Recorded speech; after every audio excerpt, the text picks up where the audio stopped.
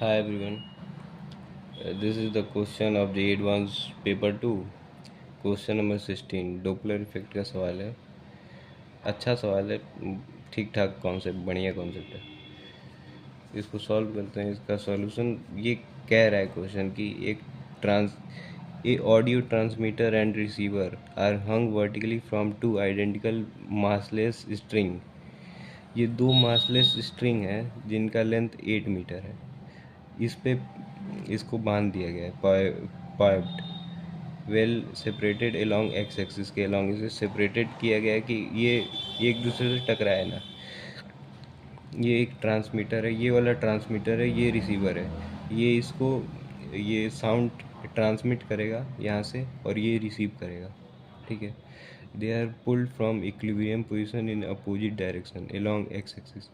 इनको ऐसे खींच के छोड़ा गया है along x axis as angular cos theta की वैल्यू 0.9 है एंड रिलीज साइमल्टेनियसली, एक साथ छोड़ा गया है। If natural frequency of transmitter, इससे एफ नॉट हमको 660 हर्ट्ज आ रहा है and speed of sound in air is 330। The maximum variation in frequency in hertz and measure by receiver. Receiver को maximum variation take the acceleration, ये मतलब कि ये मैक्सिमम वेरिएशन का मतलब ना कि F max minus F mean, यानी कि ये जनरली कह सकता है कि बीट फ्रीक्वेंसी हमसे पूछ रहा है कि उसको रिसीवर को कितना वेरिएशन आएगा, या तो मैक्सिमम आ जाए, मैक्सिमम में से मिनिमम, वही तो मैक्सिमम वेरिएशन होगा। सो इसको सॉल्व करेंगे तो इसको ऐसे होगा। अगर हम फिगर बनाएं यहाँ से, ये आ गया आपका बॉब, ये ट्रांसमीटर है,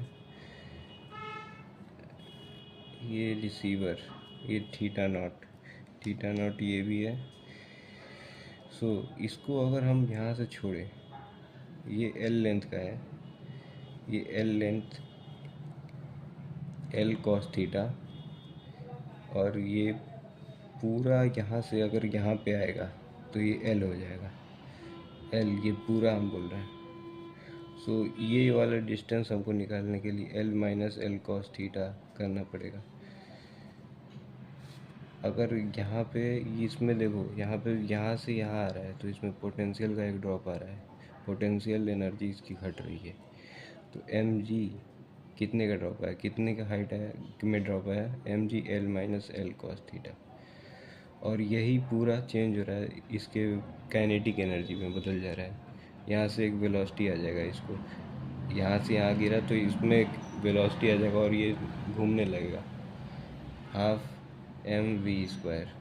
सो एम जी एल को हम लोग कॉमन लेंगे, 1 - cos θ इंटू 2, और एम से एम तो मर ही जाएगा इससे, बाई वी स्क्वायर। वी को लिख सकते हैं 2g_L 1 - cos θ 2g, और यहाँ पे तो लेंथ 8 है, 1 - cos θ की वैल्यू 0.9। सो 2 × 10 × 8 × 0.1, इससे ये ख़त्म हो जाएगा 16, यानी कि 4 मीटर पर सेकेंड से ये बॉब यहाँ से वेलोसिटी लेके आगे बढ़ेगा। तो ये दोनों ट्रैवल कर रहे हैं, तो ये जितना ये एफ नॉट तो 660 है, तो इसको उतना नहीं सुनाई देगा। डॉपलर इफेक्ट में यही कहा जाता है कि कोई साउंड वेव अगर आगे पीछे ट्रैवल कर रहा है तो उसको उतना सेम फ्रीक्वेंसी का साउंड नहीं सुनाई देगा, इसको कुछ कम या बेसी सुनाई देगा। तो अगर एफ मैक्सिमम हमको ये निकालना है, एफ मैक्सिमम पहले निकाल लेते हैं, उसके बाद एफ मिनिमम, या फिर चलो ऐसे कर लेते हैं। तो इसका फॉर्मूला होता है एफ के लिए, एफ एपरेंट के लिए f naught c plus minus v, c plus minus v, दोनों हो सकता है, मतलब ऊपर कब प्लस रहेगा कब ये देखना पड़ेगा। तो अगर मैक्सिमम की बात हो रही है तो एफ नॉट लिखेंगे, मैक्सिमम में क्या होगा, सी प्लस वी और सी माइनस वी हो जाता है, f naught c minus v and c plus v. क्योंकि इसे घटाना है, ये मिनिमम लाना है, तो ये डिनोमिनेटर ज़्यादा होना चाहिए, तो इसलिए नीचे प्लस साइन आ जाएगा। अगर ये मैक्सिमम चाहिए, तो ऊपर वाला न्यूमरेटर बड़ा होना चाहिए, तो इसलिए यहाँ पे प्लस साइन आ जाएगा और नीचे माइनस। अगर वैल्यू इसमें सब पुट करोगे तो 60, ये 330 है, ये +4, 330 -4 माइनस 660, 330 -4 330 +4। अगर इसको 660, ये 334 -326 -660, 326 334,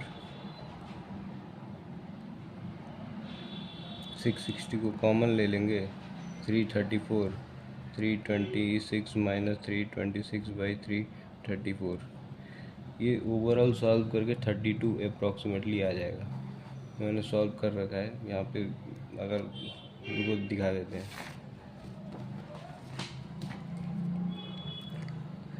यही आ जाएगा।